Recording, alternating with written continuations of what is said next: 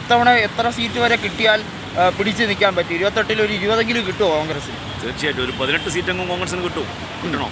എന്നാൽ രണ്ടാൾക്കും കെട്ടുറപ്പുള്ള സ്ഥലമാണ് കേരളം. അതെ അതെ അതെ. അപ്പം മാറി മാറി രണ്ടാളും ഭരിക്കുന്ന സ്ഥലമാണല്ലോ.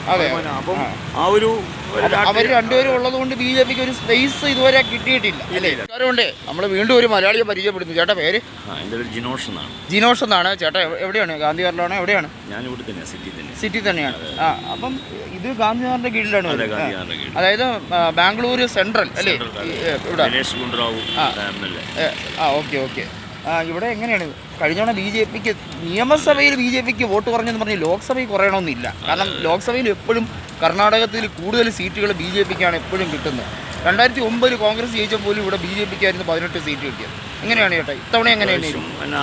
ഇന്ത്യയിൽ ഒരു മതനിരപേക്ഷ പാർട്ടികൾ ഉള്ള ശക്തി ഉണ്ടാകണം. കാരണം വർഗീയതയെ തോൽപ്പിക്കുക എന്നുള്ളതാണ്.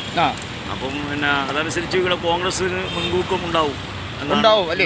ഈ ബാംഗ്ലൂർ റൂറൽ മണ്ഡലം മാത്രമാണ് കോൺഗ്രസ് കഴിഞ്ഞ തവണ ജയിച്ചത്. അതായത് DK ശിവകുമാറിന്റെ സഹോദരൻ DK സുരേഷ്. ഇത്തവണ എത്ര സീറ്റ് വരെ കിട്ടിയാൽ പിടിച്ച് നിൽക്കാൻ പറ്റും? 28-ൽ ഒരു 20 കിട്ടുമോ കോൺഗ്രസിന്? തീർച്ചയായിട്ടും ഒരു 18 സീറ്റെങ്കിലും കോൺഗ്രസിന് കിട്ടണം. BJPയുടെ സഖ്യമാണ് ഇപ്പം കുമാരസ്വാമി സഖ്യമാണ്. പക്ഷെ ആ സഖ്യം ഒന്നും വർക്കൗട്ട് ആകുമെന്ന് തോന്നുന്നുണ്ടോ? ഇല്ല. കാരണം നാട്ടിൽ ഇപ്പം ഈ ഒരു ഗവൺമെന്റിനെ എല്ലാവരും വെറുക്കുകയാണ്. കാരണം ജനങ്ങൾക്ക് ജനദ്രോഹപരമായിട്ടുള്ള നടപടികൾ, കാരണം ജനങ്ങളെ അങ്ങോട്ടും ഇങ്ങോട്ടും ഭിന്നിപ്പിച്ചിട്ട് ഈ നാട്ടിൽ ഒരു വലിയ മോശമായ രീതിയിലുള്ള ഒരു സമീപനമാണ് നരേന്ദ്രമോദിയുടെ ഗവൺമെന്റ് ഭാഗത്ത് ഉണ്ടായിട്ടുള്ളത്. അപ്പോൾ അതിനെതിരെ ഒരു ജനവികാരം കർണാടകത്തിൽ ഉണ്ടാവുന്നതാണ്. കാരണം മതനിരപേക്ഷത ആഗ്രഹിക്കുന്നുണ്ട്, എല്ലാവരും കൂടെ ജീവിക്കണം. കാരണം പൗരത്വ ഭേദഗതി ബില്ല് എന്നെല്ലാം പറഞ്ഞുകൊണ്ട് ഒരു വിഭാഗത്തിനെ ചോദ്യം ചെയ്യുക, ഒരു വിഭാഗത്തിൻ്റെ ജീവിക്കുന്ന അവകാശം തന്നെ ചോദിക്കുന്നതിന് സ്ഥിതി ഉണ്ടാകും. അപ്പം അതിനെല്ലാം എതിരായിട്ടുള്ളൊരു വികാരം ഇന്ത്യ ആകെ ഉണ്ടാവും. ഒരു മതനിരപേക്ഷ പാർട്ടി, ഇടതുപക്ഷം പോലുള്ള പാർട്ടികളുടെ ഒരു സഖ്യം ചേട്ടാ അതൊരു കോമഡി അല്ലേ? ഈ LDF ശരിക്കും പറഞ്ഞാൽ ദേശീയ തലത്തിൽ ആരാണ് അവരുടെ നേതാവെന്ന് വെച്ചാൽ രാഹുൽ ഗാന്ധി. പിന്നെ എന്തിനാണ് ചേട്ടാ കോൺഗ്രസിനെതിരെ LDF കേരളത്തിൽ മത്സരിക്കുന്നത്? അതിനേക്കാളും നല്ലത് അല്ലല്ല, കേരളത്തിലെ ആ ഒരു സ്ഥിതിയാണല്ലോ, കേരളത്തിൽ മുൻപേ സ്ഥിതിയായിരുന്നല്ലോ. കാരണം മതനിരപേക്ഷ പാർട്ടിയുടെ ഏറ്റവും നല്ല ശക്തമായ ഇതാണ് ഇടതുപക്ഷം. അപ്പം ആ ഇടതുപക്ഷം കേരളത്തിൽ പിന്നെ വേറൊരു കക്ഷിയില്ലല്ലോ. കേരളത്തിൽ ഞങ്ങൾ വർഷങ്ങളായിട്ടുള്ള ഒരു മത്സരമാണല്ലോ നടക്കുന്നത്, UDF-ഉം LDF-ഉം. അപ്പോൾ അതാണ്. അപ്പം അവിടെ ആര് ജയിച്ചാലും കേന്ദ്രത്തിൽ ഇന്ത്യ മുന്നണിക്ക് എന്നുള്ള രീതിയിൽ. അല്ല BJP ഇതാണ് ഒരു ആയുധമാക്കിയിട്ട് പറയുന്നത്. നിങ്ങൾ എന്തിനാണ് ഈ വേറെ മത്സരിക്കുന്നത്? നിങ്ങൾ ഒരുമിച്ചൊക്കെ മത്സരിക്കുക. ഒരു രാഷ്ട്രീയ സാഹചര്യമാണ് അവിടെ, അങ്ങനെ മത്സരിക്കാൻ പറ്റും. അങ്ങനെ ആ ഒരു ഇതായിട്ട്, കാരണം രണ്ടാൾക്കും കെട്ടുറപ്പുള്ള സ്ഥലമാണ് കേരളം. അപ്പം മാറി മാറി രണ്ടാളും ഭരിക്കുന്ന സ്ഥലമാണല്ലോ.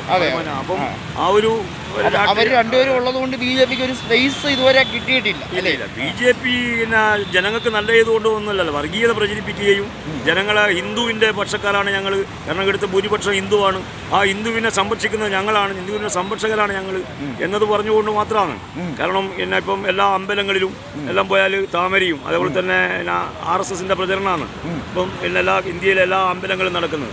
അപ്പം അത് അവർക്ക് അനുകൂലമാകുന്നുണ്ട് എന്നുള്ളതാണ്. ഇപ്പം അയോധ്യയിൽ രാമക്ഷേത്രത്തിൽ BJP അതെല്ലാം ഉപയോഗിക്കുകയാണ്.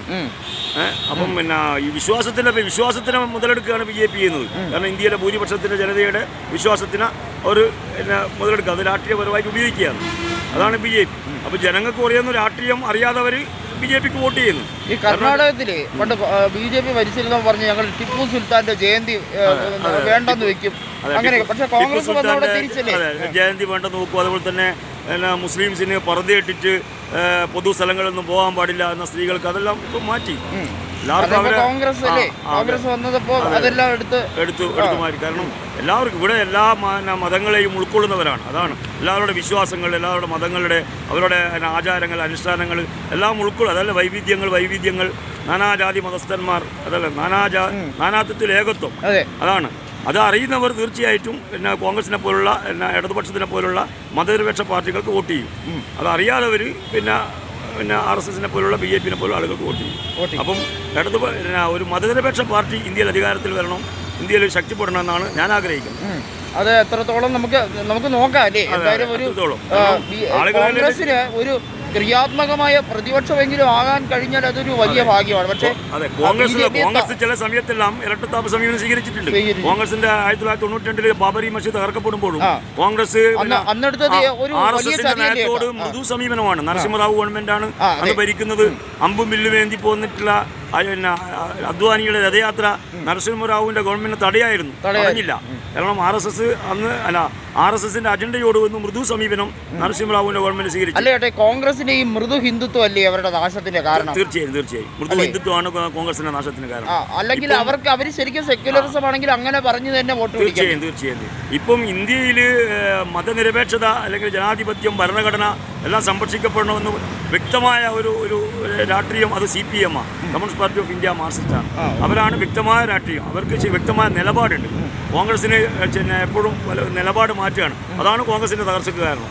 ഓക്കെ അപ്പം ചേട്ടാ എനിക്ക് തോന്നുന്നത് ഇപ്പോൾ ഞാനും ഉൾപ്പെടെ പറയുന്നത് കോൺഗ്രസ് ഉൾപ്പെടെയുള്ള പാർട്ടി, മതനിരപേക്ഷ പാർട്ടി, ഇന്ത്യ മുന്നണി ഇന്ത്യയിൽ വരണം എന്നാഗ്രഹിക്കുന്ന ഒരാളാണ് ഞാൻ.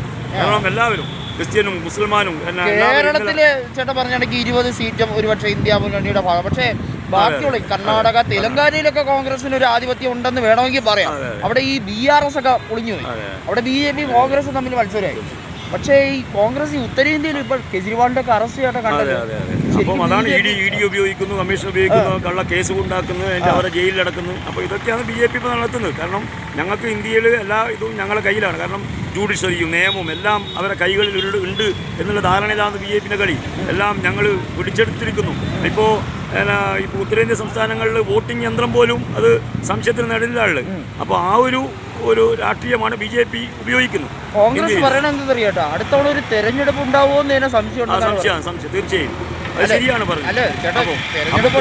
കോൺഗ്രസും ഇതിന് കാരണക്കാരാണ്. BJP വരാൻ, ഈ രാജ്യത്ത് അധികാരത്തിൽ വരാൻ കാരണവും കോൺഗ്രസും കൂടിയാണ്.